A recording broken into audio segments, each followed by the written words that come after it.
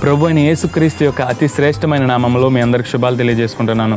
దేవుడిచ్చిన మహాధన్యతను బట్టి ఆయన నామానికి స్తుతులు స్తోత్రాలు కలుగునుగాక. అందరూ బాగున్నారా? దేవుడి నామంలో అందరూ బాగున్నారని నేనైతే విశ్వసిస్తున్నాను.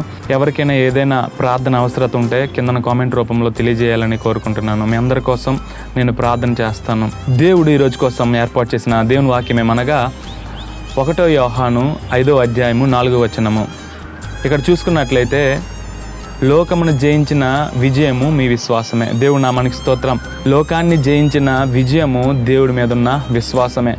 మనకి దేవుడి మీద విశ్వాసం ఉంటే ఈ లోకంలో సర్వాన్ని మనము జయించగలము. ఈ లోకంలో భయంకరంగా పీడిస్తున్న కామ క్రోధ మద మత్సరాలను మనము జయించగలము. దేవుడు మనకు తోడుగా ఉంటే ఎటువంటి సమస్యనైనా మనము పరిష్కరించగలము. నువ్వేదైనా సమస్యతో నువ్వు బాధపడుతున్నట్లయితే, దేవుడిని ఆశ్రయించినట్లయితే ఆయన ఉన్నాడనే ధైర్యం వల్ల నువ్వు ఆ యొక్క సమస్య నుంచి నువ్వు బయట పడగలవు. కేవలం ఆయన మీద విశ్వాసము ద్వారానే మనం ఈ లోకాన్ని జయించగలము. ఎటువంటి సమస్య రాని ఆయన మీద విశ్వాసం నీకుంటే నువ్వు ఈ లోకంలో ఎటువంటి సమస్య నువ్వు ఎదుర్కొన్నా ఆయన మీద విశ్వాసం వల్ల నువ్వు జయించగలవు.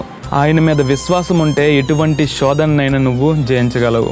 ఆయన మీద విశ్వాసం ఉంటే ఎటువంటి వేదనైనా నువ్వు జయించగలవు. ఆయన మీద విశ్వాసం ఉంటే నువ్వు ఎటువంటి బాధను నువ్వు అనుభవిస్తున్నా ఆ బాధ నుంచి బయట పడగలవు. ఎందుకంటే దేవుని మీద విశ్వాసం ఉంటే ఈ లోకంలో ఏదైతే సమస్యలు ఉన్నాయో, ఈ లోకంలో ఏదైతే బాధలు ఉన్నాయో, ఈ లోకంలో ఏదైతే చెడు ఉన్నదో ఆ చెడుని నువ్వు జయించగలవు. కాబట్టి ఆయన మీద మనము ఆనుకోవడం, ఆయన మీద మనము నిరీక్షించడము, ఆయన మీద మనం విశ్వసించడం మనము నేర్చుకోవాలి. ఈ లోకంలో ఎటువంటి సమస్యకైనా దేవుని దగ్గర పరిష్కారం ఉంది.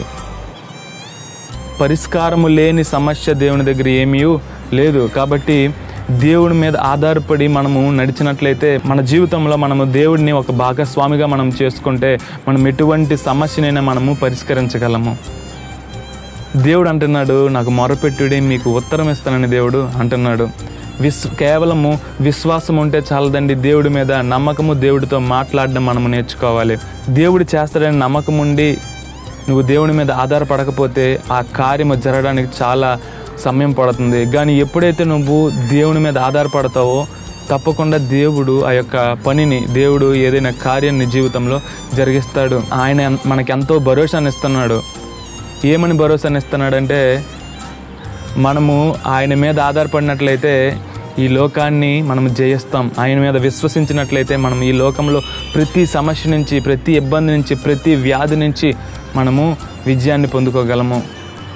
ఈ లోకాన్ని జయించాలనేదే ప్రతి ఒక్కరి కోరిక. ఈ లోకంలో విజయాన్ని పొందుకోవాలనే ప్రతి ఒక్కరి కోరిక. వారు ఏది చేసిన సఫలం అవ్వాలనే వారి కోరిక. ఈ కోరిక ఎప్పుడు నెరవేరుతుందంటే దేవుడి మీద మనం ఆధారపడినప్పుడే. కాబట్టి దేవుడి మీద ఆధారపడడం మనము నేర్చుకోవాలి. ఈ యొక్క వాక్యాన్ని మన జీవితంలో ఫలించలాగిన చిన్న ప్రార్థన చేసుకుందాం. పరిశుద్ధుడా, ప్రేమ కలిగిన దేవా, దయ కలిగిన తండ్రి, నీకే వేలాది వందనాలు, నీకే కోట్ల కొలది స్తోత్రాలు. నువ్వు ఉన్నవాడు అనువాడు దేవా తండ్రి, మమ్మల్ని ప్రేమిస్తున్న దేవుడు, మమ్మల్ని ఆదరిస్తున్న దేవుడు, మమ్మల్ని ఆదుకుంటున్న దేవుడు. నీ ప్రేమ గొప్పది, నీ ఆదరణ గొప్పది అయ్యా దేవా తండ్రి. నిన్నే దేవునిగా అయ్యా మేము అంగీకరిస్తున్నాం దేవా తండ్రి. పరిశుద్ధుడా అయ్యా, నీ మీద ఆధారపడుతున్నాము. ఇదిగో నీ మీద విశ్వసించిన వారిని దేవా తండ్రి పరిశుద్ధుడా ఈ లోకంలో విజయాన్ని దయచేస్తానని ఇదే వాగ్దానం చేశారు. ఇదిగో మీ మీద విశ్వసిస్తున్నాం. ఇదిగో మా సమస్యలు, ఏ సమస్యలతో దేవా తండ్రి ఎవరెవరైతే బాధపడుతున్నారో దేవా తండ్రి, ప్రతి సమస్య నుంచి మీరు అయ్యా ప్రతి సమస్యకి దేవా మీరు పరిష్కారము అందిస్తారని మేమైతే విశ్వసిస్తున్నాం దేవా తండ్రి పరిశుద్ధుడా. ప్రతి సమస్యకి దేవా తండ్రి మీరు తగిన సమాధానాన్ని మీరు దయచేస్తారని మేమైతే నమ్ముతున్నాం దేవా తండ్రి పరిశుద్ధుడా.